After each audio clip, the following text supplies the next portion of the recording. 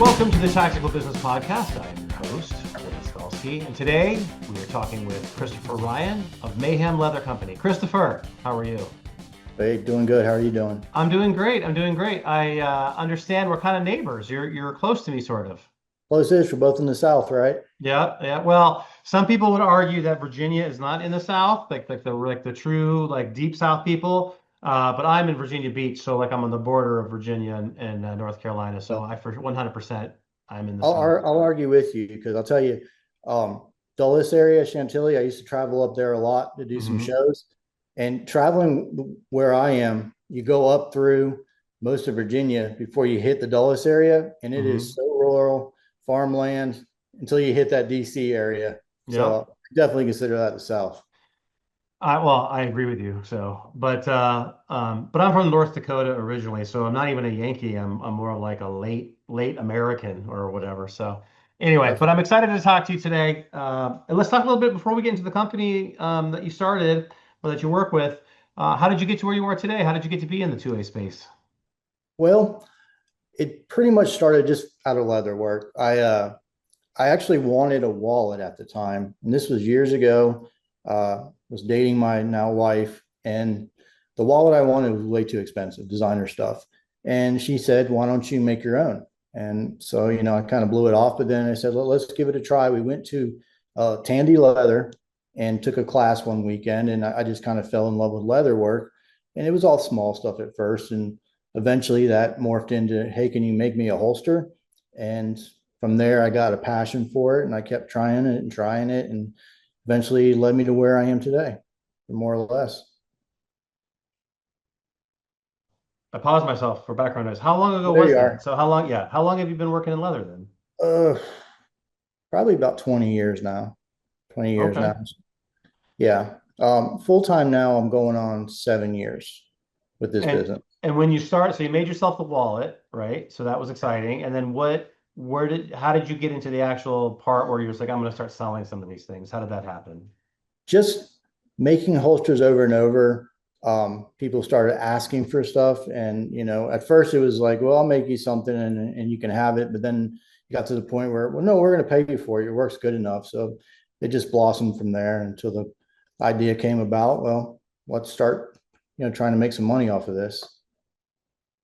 That's great. And so you started, I mean, did you start small? Were you in your garage or where did you Oh start? yeah, oh yeah. Originally, I started just in my living room floor, making that. Moved into my dining room, which then moved into a one-car garage, and so forth. And now, as of September, I just got into my workshop. It's finally done. One that I built for myself alone. So it's still small, but I manage with it. So, and it's interesting because I can't remember who I was talking to about the different types of leather, but like finding leather to work with is actually difficult. There's a whole supply side of leather that people don't even Oh, there understand. really is. There really is. Walk me through that a little bit and kind of how you navigated some of those challenges. So it's still a learning process. I learn stuff about leathers every day, but primarily the leather I use is a vegetable tan leather. And that's not as hard to find because there really is only just about two tanneries in the US that I trust. And I've been working with one that was recommended to me when I first started getting into this business. I've been working with them constantly throughout the process now. And they're great people to work with. I built up a relationship. So that's my go to for that. Now, you get into a whole other side. If you want to talk about wallets or garments, bags, stuff like that, that's a different type of leather. And there are millions of ones out there. And I'm still learning about all those. And so that can be a challenge. As far as what I'm doing right now, I pretty much have it down, where I know where to go, I know what to get. So that's not too bad at this point. And how does the leather for a holster differ from, say, making a wallet or because there are more demands on a holster, right? Because you're drawing and you're drawing Yeah, into for the me back. right now is primarily all holsters. I don't really do anything else. Well, belts, but that goes along with the holsters because it would be a gun belt. Um, how does it differ for a wallet? Typically, I would see more chrome tan leathers in the wallets and bags and stuff like that, and that's just not really good to use for a holster. They're typically thinner.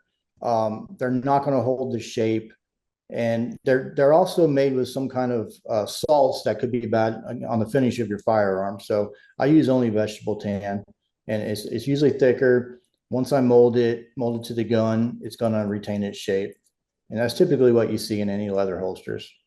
And so how did you get into holsters in terms of, did you grow up with firearms? What was your sort of your path to firearms, basically? Yeah, I actually didn't grow up with them. It was 2012, during the Obama administration when you had to run on all the firearms. I felt like, hey, I need to get one. About that time, also, I had just gotten married.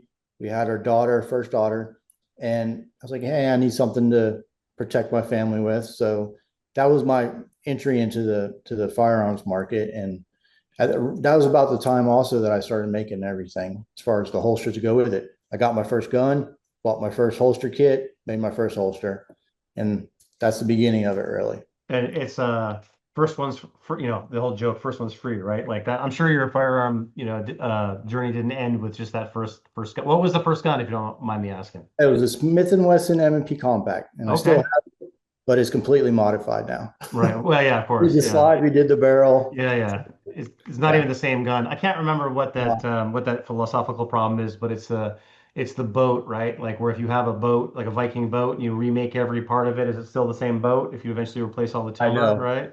Yeah. That'll come to me in about 3 hours what the name of that philosophical problem is. But yeah, my first gun's not my first gun anymore either. It's been You changed so still have much. it? I do, of course. Yeah, yeah, for sure. Yeah. So I have my first shotgun that my dad gave me as a 12-year-old. So Very um, cool. 34 years ago. So yeah, I still have it. It's a Ducks Unlimited single shot 20 gauge, and it's like this long, right? Like Oh, you can hold wow. it with one hand. It's like a little kid gun. Yeah, yeah. All right, cool. So you get yourself a firearm, you start working with leathers, people are starting to say, hey, I want to pay you.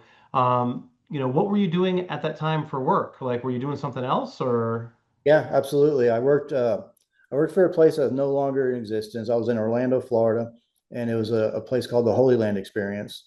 We were a ministry run by Trinity Broadcasting Network, and I was there for like about 15 years or so, and I was working with audio and lighting. So that's what I was doing before that. And that was a great place to be. Unfortunately, it ended up going out of business, shortly after I left. So Well, and I think there's a plan for all of us, right? So I think it's cool that it really was. that you were doing that one because that's totally different, obviously. There's no, Oh, it's audio totally different. visual is a completely different type of gig. Totally different. And, being an entrepreneur and moving into that and doing something that you enjoy, that must have been really awesome. Because do you ever have days you're like, I can't believe this is what I do for work? Oh yeah, all the time. Yeah, that's All the great. time. Yeah. That's, that's great. It's a lot of work, but all the time. Well, and I think with something with making a physical product is that, I write for the firearms industry, I write for businesses, and so it's an intangible thing that I do, right? So, Yeah. but if you make something physical in your hands, I think it's good for the soul. It's always good for you, right? It really is. It really is. All right, so you start doing these holsters. What were the first big challenges for you, right? So in terms of, because when people, there are a lot of people that maybe they say to themselves, hey, I want to get into that business, or I want to do custom holsters, or I want to even just do something on the manufacturing side. Maybe it's not leather, right? Mm. What were some of the obstacles that you ran into that you were surprised about, if you had any? Well, when you're dealing with leather, time is always an obstacle. It's still an obstacle today because it's not a quick process. It takes a lot of time to actually produce these. So that was an issue. And speaking of time, what we're talking about, early on, I didn't have a sewing machine. So I was sewing everything by hand. And Mm. it's a long process, definitely on that issue. Um, the startup tools were not were not easy to obtain. I mean, it cost a lot to get involved in this, and there's always something you feel like you're buying. So those were a couple of challenges early on. Um, Really, just mastering what it takes to make a holster. They got to be safe, of course, and a lot of things early on. I don't think people understand what's involved in that process. And so I spent years picking everybody's brain that I could, reading what I could, just to find out how to make a good, safe firearm holster. I think those were the biggest challenges. So you make a lot of mistakes, a lot of stuff went in the garbage, but you just keep learning. And even today, I'll always keep learning on the process and maybe tweak things here and there. Even though I have a better understanding, of what to do, there's always room to learn, and I'm still learning everything, you know, to this day. Um, I like When to I actually talk to people that have been around for a while and see what we talked about earlier. My first firearms came in roughly 2012. So there's a lot of people out there that have been carrying stuff a lot longer than I have. So I like to get their perspective on how they like to carry, what's comfortable to them, what's not comfortable to them, basically. I kind of think of handcrafted like leather holsters the same way that I think about like gunsmiths. There's not a lot of them out there, right? So there's not a Yeah, lot of people that you had out there to be able to model. You know what I mean? Like there's really not. if I was going to do a Kydex holster, there's a million guys I could go to and say, hey, how do I do this Kydex holster, right? But on the leather side of things, it's like it's almost like in the old days when they had like a craftsman, you know what I mean? Like they had the craftsman and then they had the apprentice and you had to learn, and that was the only way to learn it, right? That's how that business was taught. Well, those guys aren't really around that much anymore. So it was interesting that you kind of found yourself in the wilderness on that. Yeah. But the good thing about it is the ones that I have found that I look up to, they've been really open with sharing the info. If I had a question, I needed some help, there's a lot of people out there that are willing to share and help you out. So So what was, when would you say, how long did it take, do you think, for you to really hit your stride with the business? So, because I mean, I'm sure the learning curve was steep, because, yeah, leather is, like you said, there's the curing process and then there's the cutting process. And then you've got to, I mean, I don't even know if I'm saying it correctly, but then I'm saying you got to like season it in some way, I'm sure, right? Like there's right? there's a huge process. I mean, just what you mentioned there, just learning how to cut it.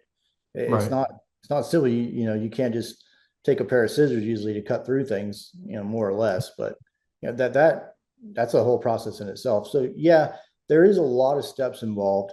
When did I start becoming comfortable?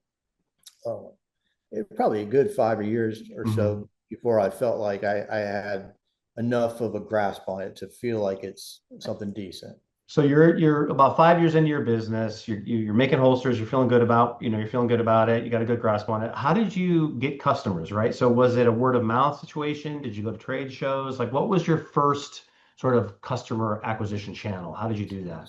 So basically, when I was talking about my previous work experience, I ended up leaving there, and my family decided to move up to North Carolina here. So once we did that, I started this full time, and so it was what I dedicated everything to. And the only way I knew how to start doing anything was go to gun shows, and I was hitting the gun show circuit, good maybe 4 weekends a month at least. Um, 3 to 4. So I was doing that fairly often and trying to build up word of mouth. That was basically how I started doing it. And I did that for a solid 3 years, and then COVID hit. So And then that, did you have an online presence as well during that time, or did you? it, Okay, so you could it, point people. So you had a website, yeah, obviously, and you could point people to it. And so then that way is like even if people didn't necessarily buy at the gun show, they had a way to find you if they yeah, thought about you, absolutely. right? And then COVID hits, obviously, so that model's not working anymore. So then what did you Right, do? right. So luckily, when COVID hit, I had enough of a base where I still had orders coming in, even though I wasn't traveling. I ended up picking up some big accounts that helped me through COVID basically until I could get back out there. And once I was able to get back out on the road, I had gotten to the point where I kind of cut back a little bit, so I didn't have to travel as much because it was really it's a lot being on the road constantly. You know, So when you say big accounts, like is that like on like a retail account, for example, or what does that mean? Because like what I'm yeah, thinking about when you started was like just a rant. Like I come to a gun show, it's like, yeah, hey man, I want you to make a leather holster for my yeah, Glock or yeah. whatever, right? So that's one to one. So how did you go from one to many, right? Like what are the big accounts? How does Yeah. that, because what does that consist of? Yeah, well, I started making for a manufacturer. I do it under their name. I was doing some stuff for some local stores, so they would put in orders for larger quantities than just one person. Cool. So, Yeah, and so you kind of get the best of both worlds, right? So that yeah, you can kind of do custom work for your, yeah, on a one-to-one level, and you have your guy come in, and that's one thing I really enjoy about the gun industry is that a firearm is a very personal thing, right? Like it really is. it's what you choose to defend yourself and your family. And Yeah, then so by itself that makes it personal. And then the second is that I believe, and people probably get sick of hearing about it on the show, but I believe that each person has a firearm that's a good fit for them, right? Oh yeah. So when you find that, like you get really attached to your firearm. So, and that's Yeah, why easily. it's you want to spend money on it. Oh yeah, and doing these trade shows, like for example, I've done NRA for the past 3 years in our annual meeting, and you meet lots of people there, and it's interesting to talk to the people and find out what they like because being on my side of the business, I need to know what you're going to carry, and so you start to see patterns in people and what they're carrying, what they like, what they don't like, and it helps me to kind of get an idea of what I should be building for and being prepared for. But you're right, it's very personal. And people are very, I don't even know the right word for it, very stuck on what they like and what they want to carry. And Well, you I know the fanboys on one side, the fanboys on the other side, and that's prevalent.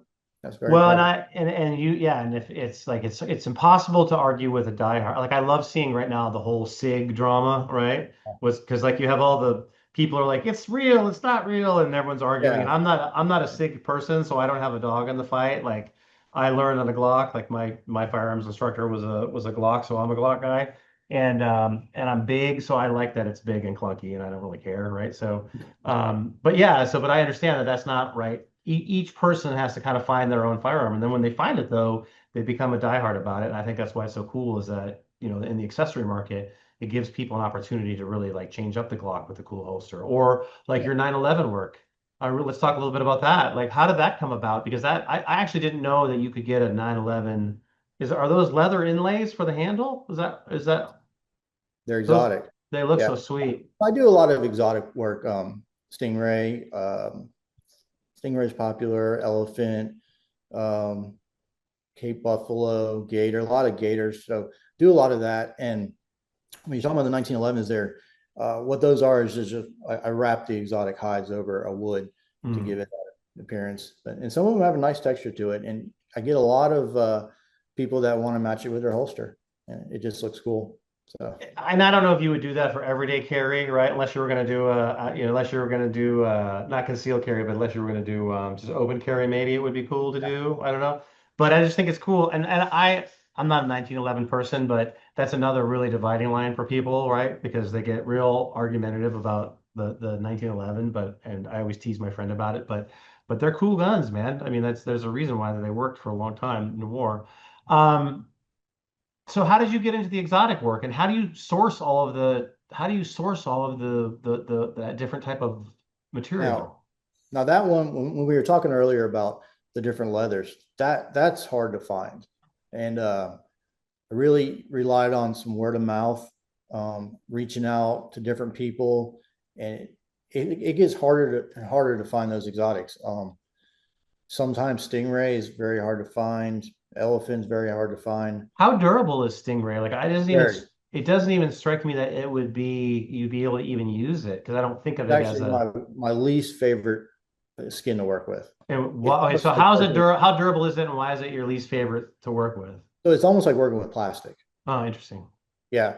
If you ever get a chance to look at one in person, you're going to see a little beaded pattern on it, and it really feels like plastic. They're when the hide is processed, they're almost. I think they say they're calcified, so it gets really hard. Now it's not fun for me to work with because when you go to sew it, you can hear it chipping when the needle goes through, and then the thread will tear on the sharp edges. So you're always ripping the threads, and I don't treat it like a normal leather because I can't use any of my normal tools on it. I have to use a Dremel on the side to edge it.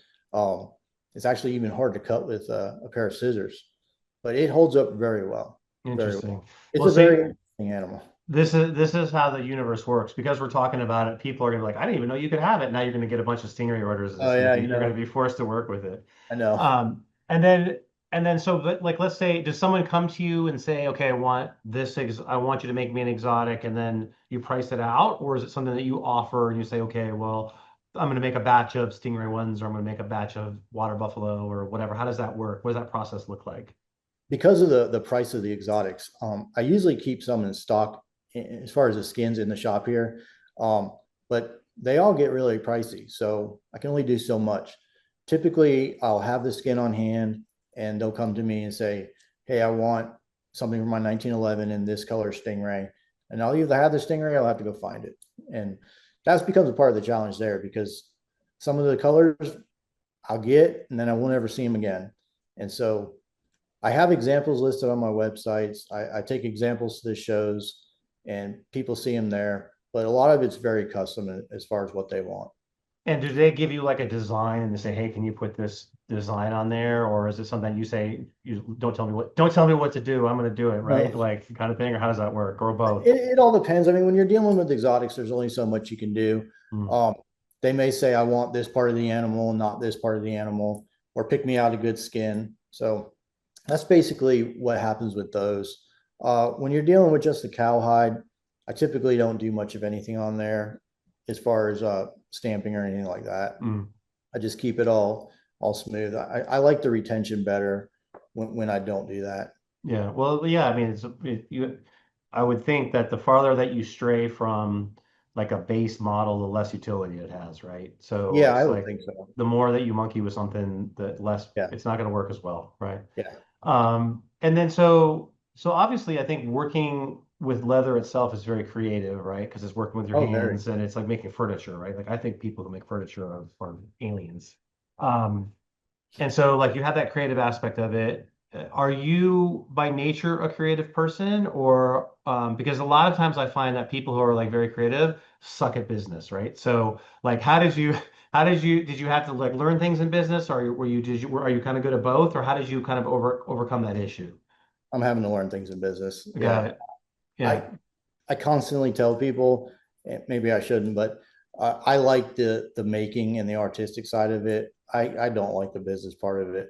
You know, going to sell the products and doing this and that. Really, all I do is be honest about what I have out there, because selling it is not. Yeah, it's definitely not my wheelhouse. I'm definitely in the more the creative process of it.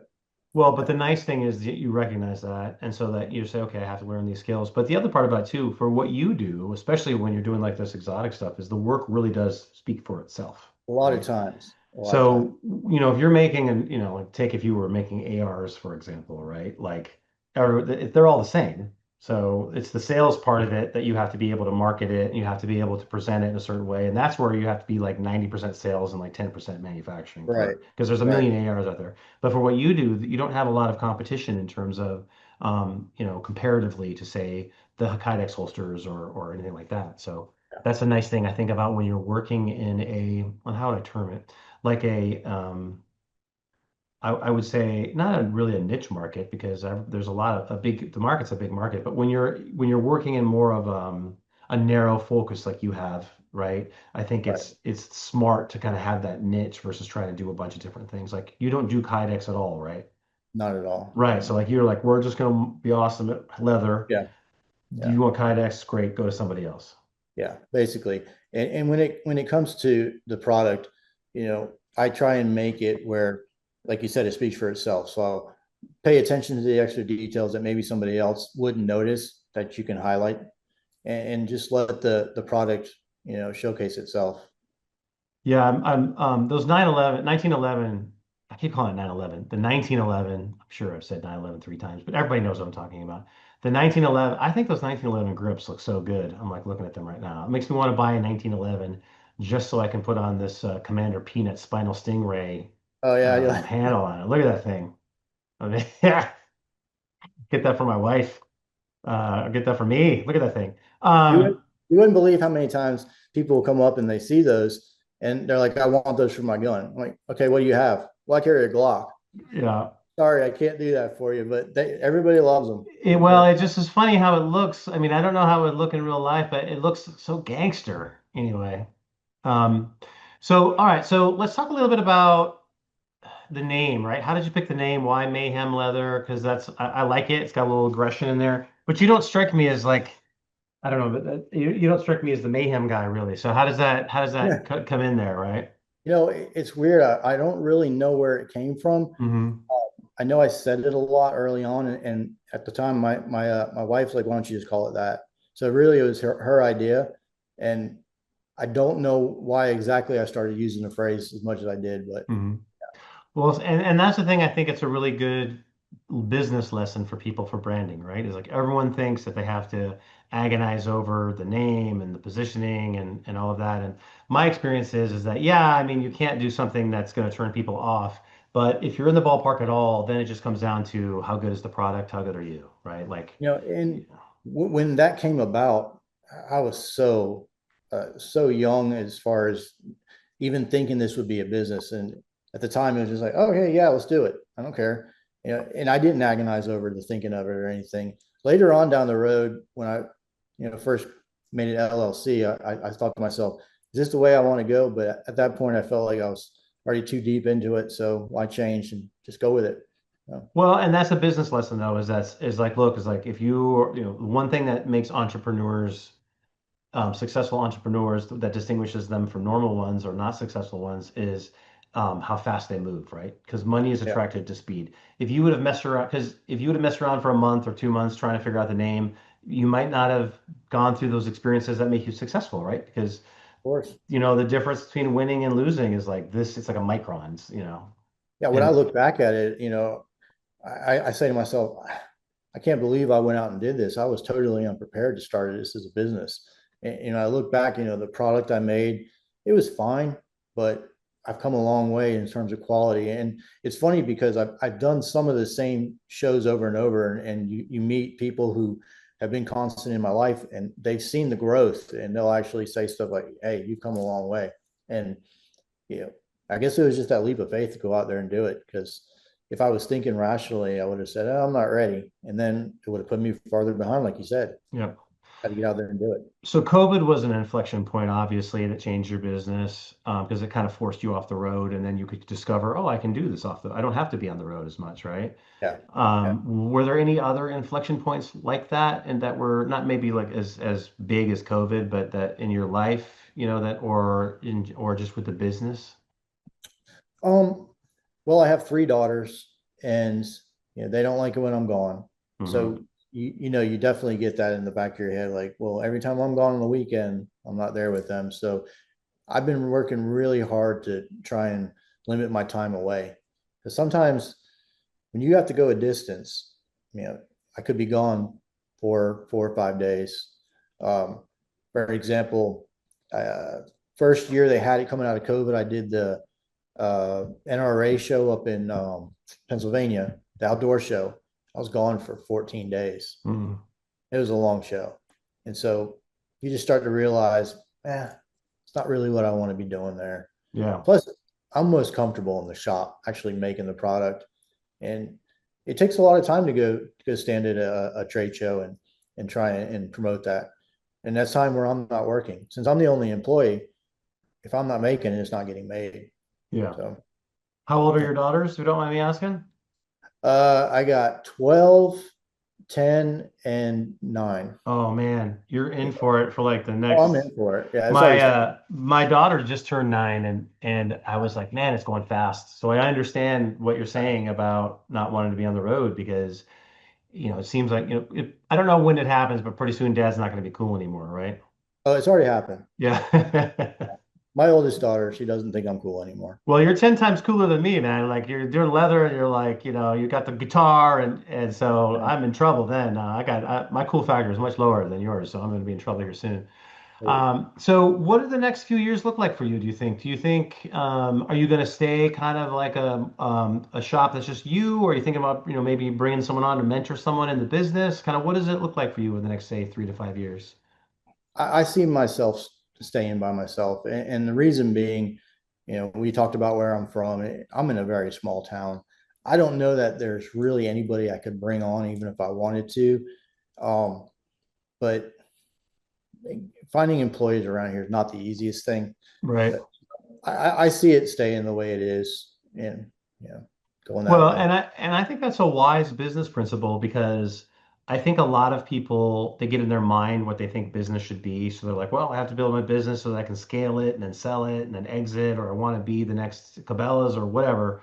Right. And that's, know thyself is not just a platitude, it's a business strategy. And I think people get into a lot of trouble when they try to grow and that's just not what they want to do, right? Like if Yeah. you're crushing it right now and you're doing great and you're making amazing stuff, that's you know well enough not to mess with that, and you can always change your mind, right? It's you can always get bigger. It's much harder to downsize once you start getting that Yeah. Believe it. building that Believe it. monster for I don't sure. ever want to sacrifice the quality either.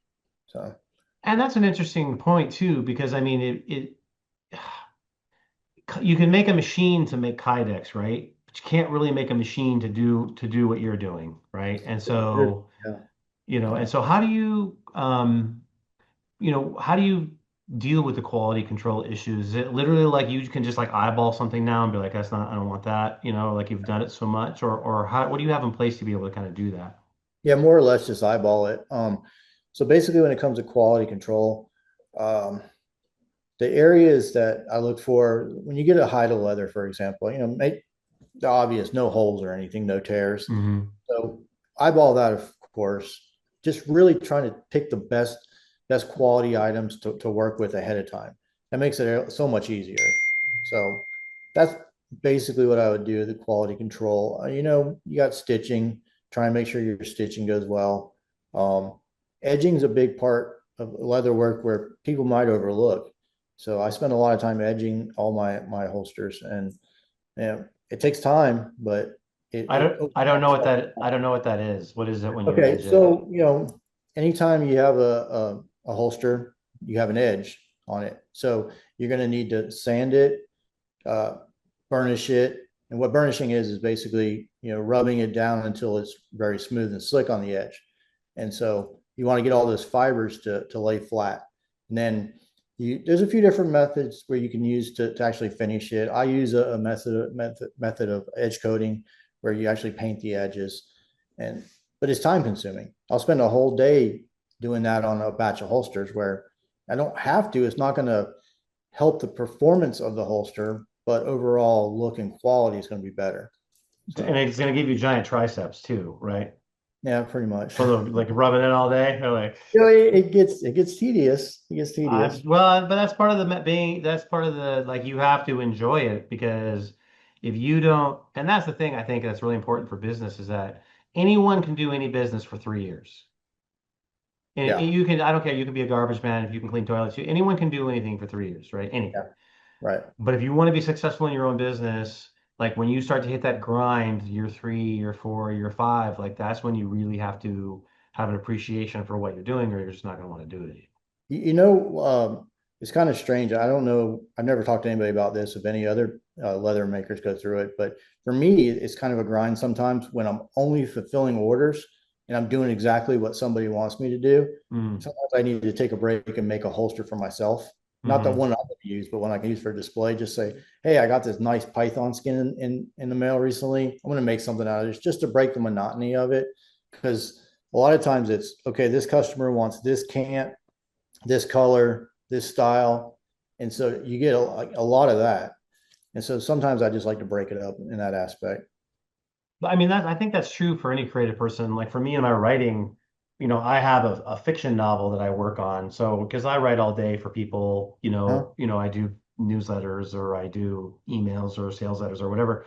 And so, but then you kind of, like you said, I experienced the exact same thing. I was like, oh, I have to write another thing. So then I'll just kind of put that down and I'll write a little bit of my novel. That's not a very good novel, but it's just something that's creative and it's for Yeah. me and I don't really care what anyone thinks. I like it, right? And Maybe it then doesn't feel like work at that point. it doesn't, right? And then I can come back to what I was doing before, a little refreshed and energized. And that's a business, that's a productivity, that's a productivity strategy, right? Like if you're a creative person, you need to work stuff like that in, right? Like some people they need to go to the beach or take a walk or take a break to revitalize themselves. But creative people, I think they, Yeah. especially if you get paid for being creative, um, you really need to be able to have some of that work some of those times in for yourself, and that will make you better at what you do for everybody else.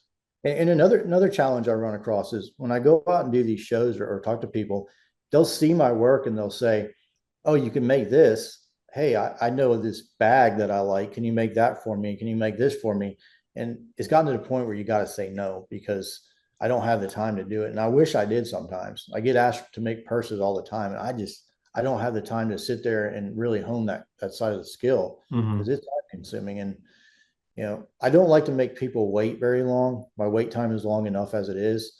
So to stop and learn a new skill or work on a new project, sometimes it gets really hard. But You got to price it to where you'd be like, yeah, $5,000 for like make it like a Chanel bag, right? You're like, yeah, I'll do that, but it's 5,000. I do purses for five. So just put like a little placard up there. I will do a purse for 5,000, and somebody will take yeah, you up on it, right? And they're like, well, somebody will. maybe learning the skill won't be too bad, I know So, it's fun too. It's fun to do it, but you go through all those trials and errors that I went through with the holsters in the beginning. So sometimes it gets frustrated, especially if you spent money on a nice piece of leather and you end up having to throw it away because it didn't work out. So well, and that's, the staying within your core competency is important because you forget how much time, like you said, it took you 5 years before you became comfortable doing leather holsters.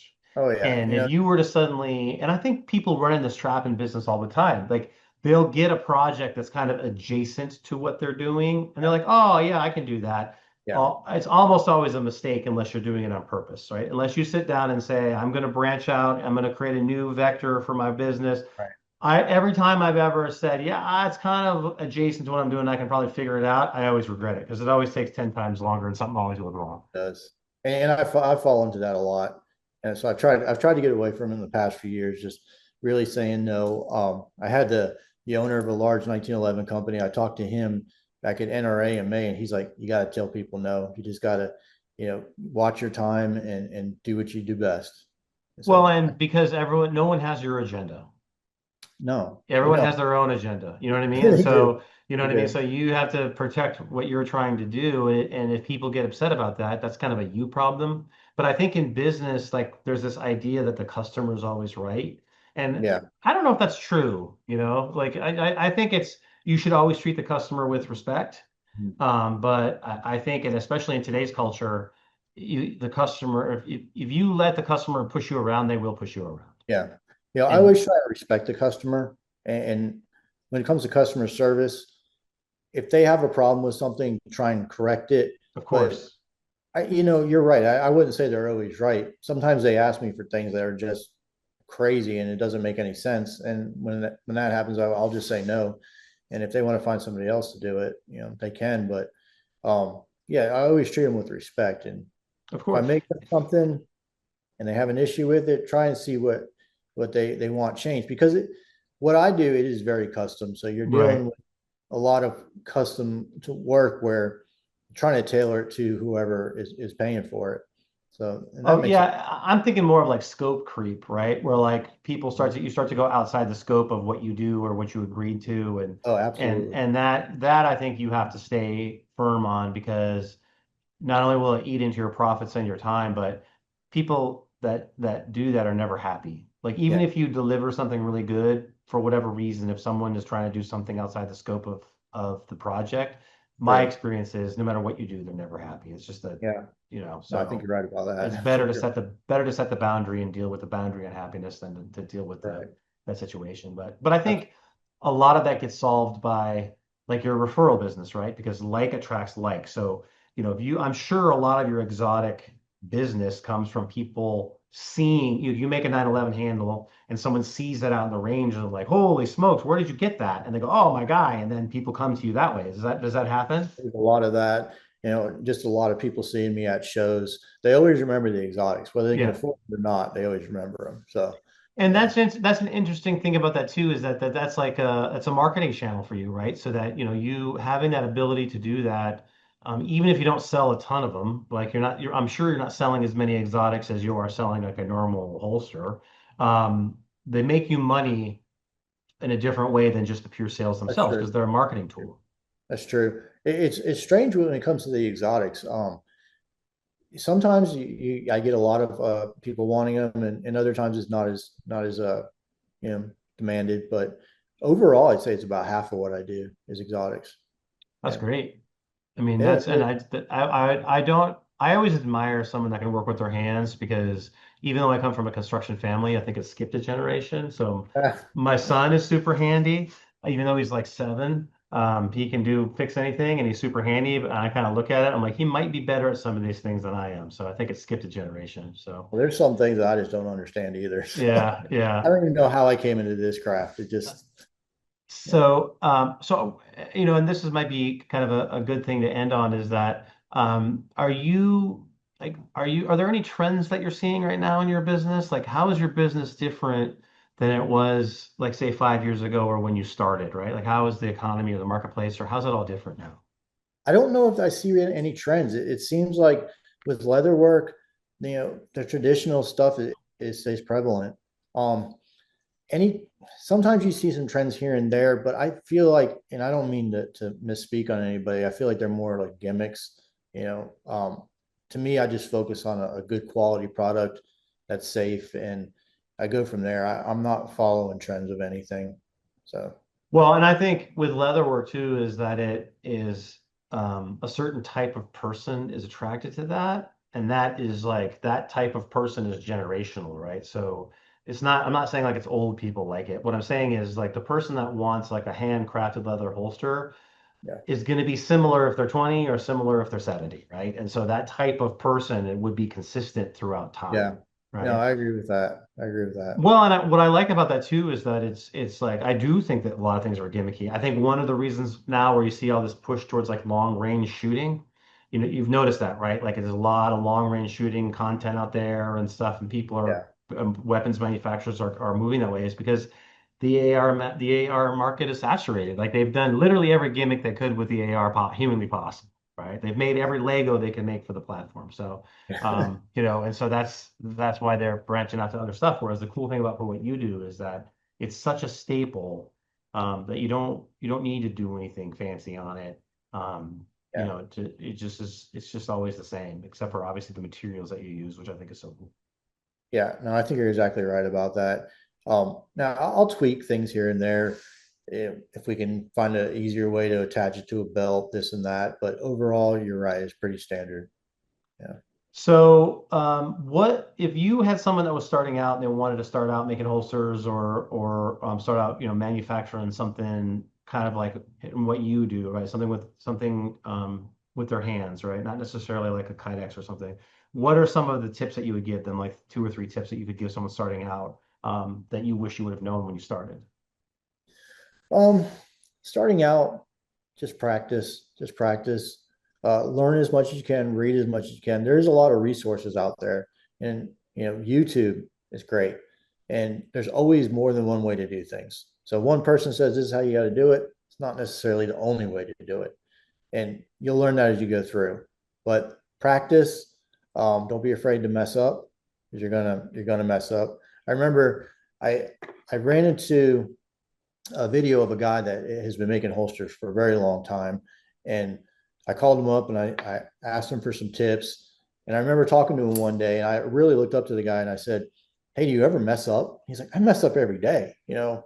And this is the guy who's been making them for 40 years. Yeah, I always do this. So don't be afraid to mess up, and just really practice and keep trying, and keep learning, keep learning. Well, I think that's amazing advice. So I know people can find you on, your website. What is your website?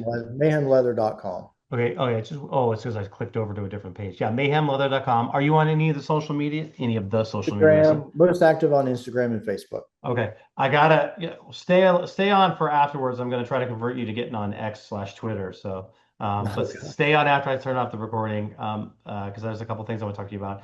But and then also, is there any way for anyone to contact you directly? Is it best to Oh, contact you on yes, please in? contact me directly. So Chris at mayhemleather.com is my email directly. I always answer my emails. Sometimes my music is too loud in the shop to hear the phone, but my number 407-761-5492. Contact me directly. Parting question: what kind of music are you jamming out to in the shop? Everything, everything. You're an equal opportunity employer when it comes to I music. really am. I really am. Like I said, I was in audio visual. I went to school for audio.